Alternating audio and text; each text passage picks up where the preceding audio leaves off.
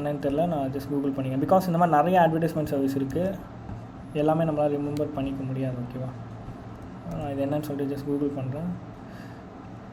யா, இதுவுமே ஒரு monetising application தான், லைக் ஒரு பிளாட்ஃபார்ம் சொல்லலாம். அட்வர்டைஸ்மெண்ட் ஷேர் பண்ணி யூஸ் பண்ணுறாங்க. ஓகே, எனிவேஸ்,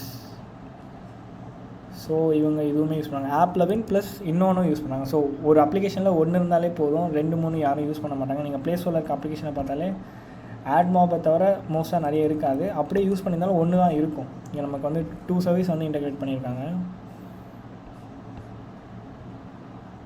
யா, ஃபைன்.